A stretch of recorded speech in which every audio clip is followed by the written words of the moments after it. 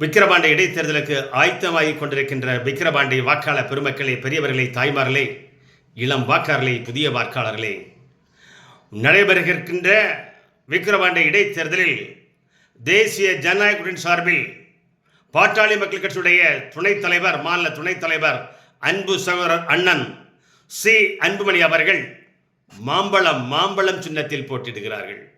மாம்பழம் சின்னத்தில் போட்டியிடுகிறார்கள். அன்பு அண்ணன் சி அன்புமணி அவர்களுக்கு மாம்பழம் சின்னத்தில் வாக்களித்து வெற்றி பெறச் செய்யுங்கள். மறந்து விடாதீர்கள். விக்கிரவாண்டி வாக்காளர் பெருமக்களை சற்று யோசியுங்கள். நீங்கள் வரலாற்றை உருவாக்க வேண்டும், வரலாற்றை படைக்க வேண்டும், சரித்திரத்தை உருவாக்க வேண்டும், வெற்றியை ஏற்படுத்தி தர வேண்டும். மறந்து விடக்கூடாது. இந்த இடைத்தேர்தலில் ஆண்டு கொண்டிருக்கின்ற அரசுதான் வெற்றி பெறும் என்பது எல்லோருக்கும் தெரியும். பள்ளிக்கு செல்கின்ற 10ஆம் கிளாஸ் மாணவன் முதல் பத்திரிகை படிக்கின்ற அத்தனை நபர்களுக்கும், அரசியல்வாதி அனைவருக்கும் தெரியும், இந்த இடைத்தேர்தலில் ஆண்டு கொண்டிருக்கின்ற ஆட்சிதான் வெற்றி பெறும் என்று எல்லோருக்கும் தெரியும். அது சாதனை அல்ல. ஆண்டு கொண்டிருக்கின்ற கட்சி வெற்றி பெறுவது அது ஒரு சாதனை அல்ல. அது ஒரு யதார்த்தமானது, காலகாலமாக நடந்து கொண்டிருக்கிறது. அது எப்படி வெற்றி பெறுகிறார்கள் என்பது உங்களுக்கும் தெரியும். பணபலம், அரசு பலம், கட்சி பலம், கூட்டணி பலம், பணபலத்தையும் எல்லாத்தையும் மொத்தமாக பயன்படுத்தி அந்த இடைத்தேர்தலில், சட்டமன்ற இடைத்தேர்தலில் வெற்றி பெறுகிறார்கள் இந்த ஆண்டு கொண்டிருக்கின்ற கட்சிகள். அது சாதனை அல்ல. எதிர்கட்சியாக 2ஆம் இடத்தில் இருக்கின்ற நாம் 1ஆம் இடத்திற்கு வருவதுதான் சாதனை, சரித்திரம், வரலாறு. அதனை நிகழ்த்து வேண்ட பொறுப்பில் விக்கிரவாண்டி தொகுதியில் வாழ்கின்ற வாக்காளராகிய நாம் இருந்து கொண்டிருக்கிறோம். நண்பர்களே, பெரியவர்களே, தாய்மார்களே, வாக்காளர் பெருமக்களே, இளம் வாக்காளர்களே, 1983 நடைபெற்ற உலக கிரிக்கெட் போட்டியில் அன்றைய ஜாம்புவான் வெஸ்ட் இண்டீஸ் மேற்கிந்திய அணிதான் வெற்றி பெறும் என்று எல்லோரும் சொல்லிக் கொண்டிருந்தார்கள். மிக சிறந்த பவுலர் இருந்தார்கள், மிக சிறந்த பேட்ஸ்மேன் இருந்தார்கள். 3வது முறையாக வெஸ்ட் இண்டீஸ் தான் உலக கிரிக்கெட் கோப்பையை வெல்லும் என்று சொன்னார்கள். ஆனால் நடந்தது வேறு. இந்தியாவிலிருந்து ஒரு இளம் புயல், ஒரு வீர புயல் திரு கபில் தேவ் அவர்கள் இந்தியாவிற்கு அந்த கிரிக்கெட் கோப்பையை வென்று தந்தார். வெஸ்ட் இண்டீஸை வீழ்த்தி சாதனை படைத்தார், சரித்திரம் படைத்தார், வெற்றி பெற்றார். அந்த வரலாறு, சரித்திரம் இன்றும் பேசிக் கொண்டிருக்கிறோம். நண்பர்களே, அது மட்டுமல்ல, 1973 நடைபெற்ற திண்டுக்கல் பாராளுமன்ற இடைத்தேர்தலில் அன்று ஆண்டு கொண்டிருந்த திராவிட முன்னேற்ற கழகத்தை வீழ்த்தி 3ஆம் இடத்தில் இருந்த அண்ணா திராவிட முன்னேற்ற கழகத்தினுடைய எம்ஜிஆர் காலத்து வேட்பாளர் வெற்றி பெற்றார். அது சரித்திரம், அது வரலாறு, அது சாதனை. இன்று வரை பேசிக் கொண்டிருக்கிறோம். 73 நடைபெற்ற அந்த இடைத்தேர்தலில் 51 ஆண்டுகள் சென்ற பிறகும் அந்த வரலாற்றையும் சாதனையும் நாம் பேசிக் கொண்டிருக்கிறோம். 83 நடைபெற்ற உலக கிரிக்கெட் கோப்பையை இந்தியா வென்றதே, வெஸ்ட் இண்டீஸை வீழ்த்தி இந்தியா வெற்றி பெற்றதை, அந்த வரலாற்று சாதனையை 41 ஆண்டுகள் கழித்த பிறகு பேசிக் கொண்டிருக்கிறோம். அதுபோலத்தான் விக்கிரவாண்டி இடைத்தேர்தலிலும் இந்த வரலாறு பேச வேண்டும், சாதனை உருவாக்க வேண்டும், சரித்திரத்தை உருவாக்குகின்ற இடத்தில் விக்கிரவாண்டி வாக்காளர் பெருமக்களாகிய நாம் இருந்து கொண்டிருக்கிறோம். மறந்து விடக்கூடாது. இந்த ஆண்டு கொண்டிருக்கின்ற திராவிட முன்னேற்ற கழக அரசுக்கு ஒரு சவுக்குமணி, ஒரு சறுக்கல், ஒரு வேகத்தடை ஓடிக்கொண்டிருக்கிறார்கள். அவர்கள் நிற்க வைக்க வேண்டும். பொய் சொல்லிக் கொண்டிருக்கிறார்கள், அதை பொய்யை தடுக்க வேண்டும்.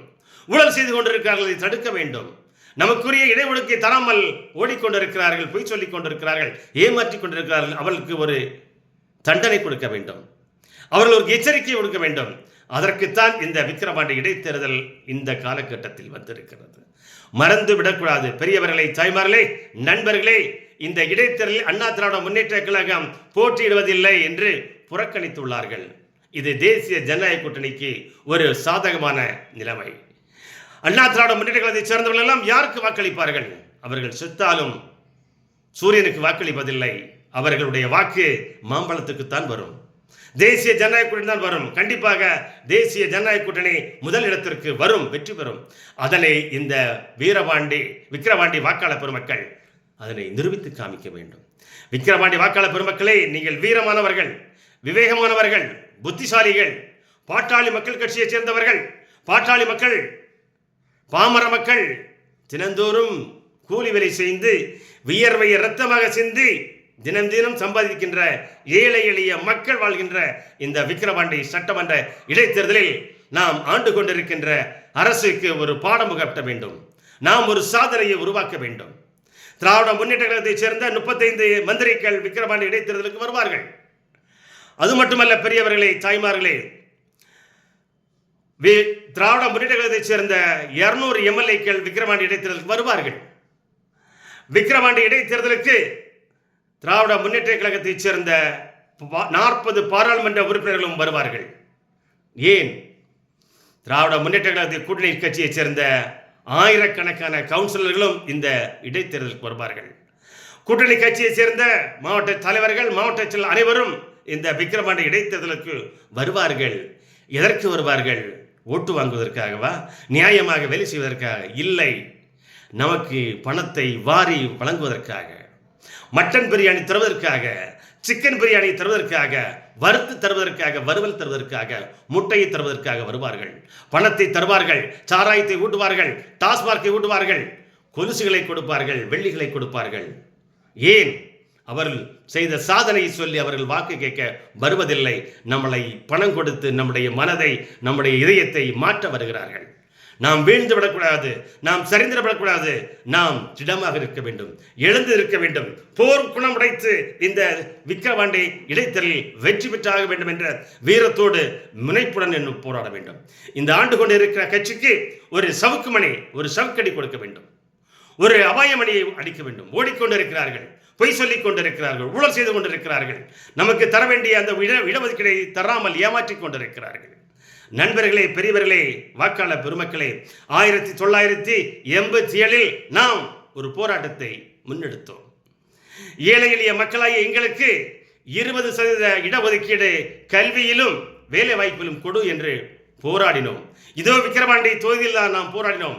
என்ன செய்தார்கள் என்று ஆண்டு கொண்டிருந்த அரசு நம்முடைய நெஞ்சில் துப்பாக்கி வைத்து சுட்டு துடிதுடிக்க நாமெல்லாம் வீர மரணம் அடைந்தோம், வீழ்ந்தோம், தெருவில் விழுந்தோம், சாலையில் வீழ்ந்தோம், இந்த மண்ணில் சாய்ந்தோம். யார் காரணம்?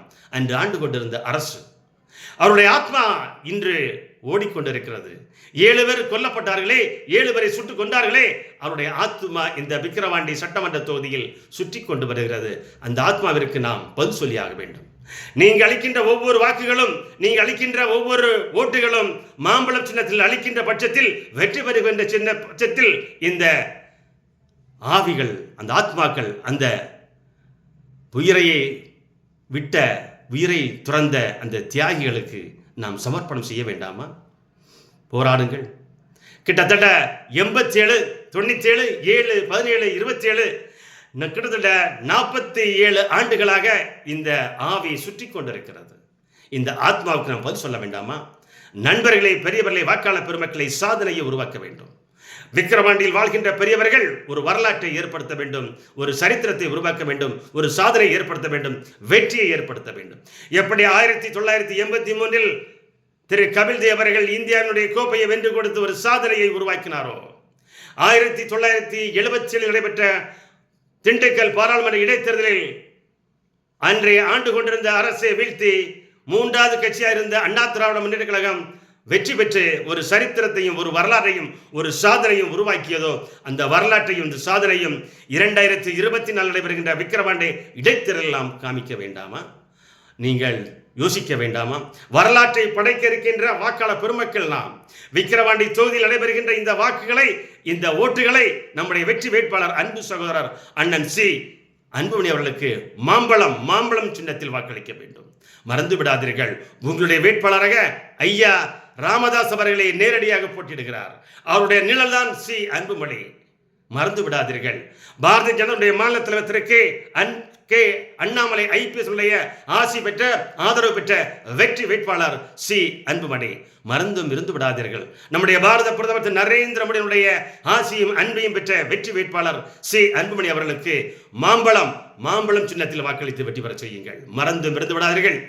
ஜூலை 10ஆம் தேதி நடைபெறுகின்ற சட்டமன்ற இடைத்தேர்தலில் காலை 7 மணிக்கு வாக்குச்சாவடி சென்று அங்கிருக்கின்ற மின்னணு இயந்திரத்தில் உங்களது பொன்னான வாக்குகளை, விலை மதிப்பெற்ற வாக்குகளை சரித்திரம் படைக்க, சாதனை படைக்க, வெற்றி பெற நீங்கள் வாக்களிக்க வேண்டிய சின்னம் மாம்பழம், மாங்கனி, மாங்கனி மறந்து விடாதீர்கள். உங்கள் சின்னம் மாம்பழம். ஏழை எளிய மக்களுடைய சின்னம் மாம்பழம். நீங்கள் வாக்களிக்க வேண்டிய சின்னம் மாம்பழம், மாம்பழம் மறந்து விடாதீர்கள். பெரியவர்களை, தாய்மார்களை, வாக்காளர் பெருமக்களே, இளம் வாக்காளர்களே, பாட்டாளி மக்களே, உங்களை அன்போடு வேண்டுகிறோம். நீங்கள் வாக்களிக்க வேண்டிய சின்னம் மாம்பழம், மாம்பழம், மாம்பழம். நன்றி, நன்றி.